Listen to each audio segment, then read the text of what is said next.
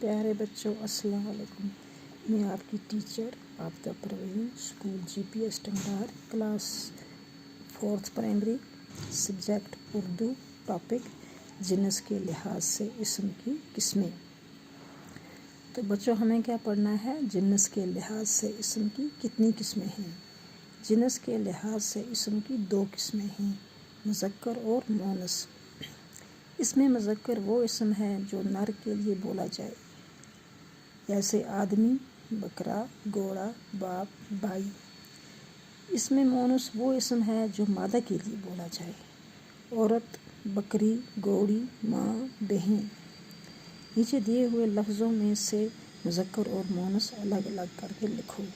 بندہ، سسر، ابا، بندہ، گائے، راجنی، ساس، اماں، بیل۔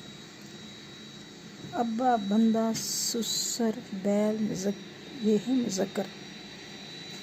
اماں، گائے، رانی، ساس اس میں مؤنث۔ تو بچوں میں آپ کو سمجھا رہی ہوں، یہ کہتا ہے جنس کے لحاظ سے اسم کی کتنی قسمیں ہیں۔ جنس کے لحاظ سے اسم کی کتنی قسمیں ہیں، مذکر اور مؤنث۔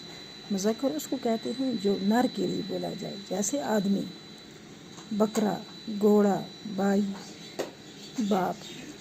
اس میں مؤنث وہ اسم ہے جو مادہ کے لیے بولا جائے، جیسے عورت، بکری، گھوڑی، ماں، بہن۔ تو اب یہ سوال پوچھ رہا ہے، نیچے دیے ہوئے لفظوں میں سے مذکر اور مؤنث کو الگ الگ کر کے لکھو۔ اب ہمیں پتہ ہے مذکر کس کے لیے بولا جاتا ہے؟ مذکر بولا جاتا ہے نر کے لیے۔ یہاں جو سسر ہے یہ ہے مذکر، ابا بھی مذکر ہے، بندہ بھی مذکر ہے، بیل بھی مذکر ہے۔ تو اب ہمیں یہاں سے ڈھونڈنا ہے مؤنث۔ گائے بھی مؤنث ہے، رانی مؤنث ہے، ساس مؤنث ہے، اماں مؤنث ہے۔ یہ کیا ہے؟ مؤنث۔ تو اب آپ کو سمجھ آ گئی ہوگی کہ مذکر اور مؤنث کس کو کہتے ہیں۔ مذکر جو ہو گیا وہ نر کے لیے بولا جاتا ہے، مؤنث جو ہوتا ہے وہ مادہ کے لیے بولا جاتا ہے۔ آج کا سبق اتنا ہے، کل انشاءاللہ اور پڑھیں گے۔